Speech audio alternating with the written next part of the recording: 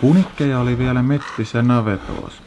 Joukostansa eksynehiä ja niitä, jotka ei ollut kerinyt karkuun. Niitä me sitten mettästimme. Oli ristuksi kylmä aamu, vaikka oli maaliskuu puolessa ylitte. Aivan aama kohmees, sormet jäykkine ja pää kipi. Sitten rupesi aurinko paistamahan.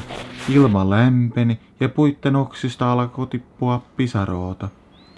Kyllä tuntuu oudolta, kun linnut lauloo puis ja me vai toisiamme tapoomme samoos mettis. Lahtarit on kertomus ilmajokisista nuorista miehistä valkoisten sotaretkellä Vaasasta Viipuriin. Kirja sai alkusysäyksensä melkein 10 vuotta sitten, kun Tampere 1918 näyttelyssä Museo Vapriikissa näin suurikokoisen valokuvan.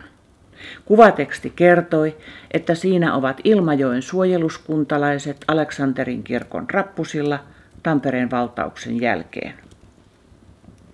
Ja siinä seisoo 25-vuotias isoisäni Yrjö Jaakko Kanto, kivääri selässä, karvalakki kurvilla ja äreä ilme naamalla. Mitä hänelle tapahtui 3 kuukauden sodan aikana?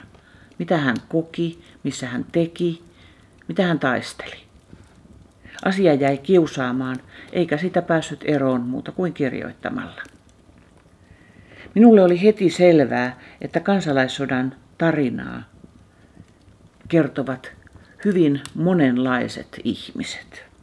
Sota on kuin tulviva joki, joka vie mukanaan kaiken. Kansalaissotaahan ei käyty kaukana rintamalla, vaan päinvastoin rintama kulki halki koko Suomen. Lännestä itään. Vastakkain olivat lahtarit ja punikit.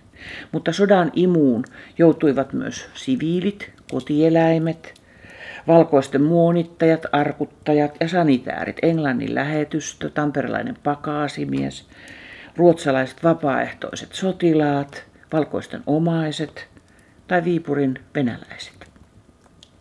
Vaikka tein paljon arkistotyötä, isoisästäni en löytänyt kuin muutaman maininnan.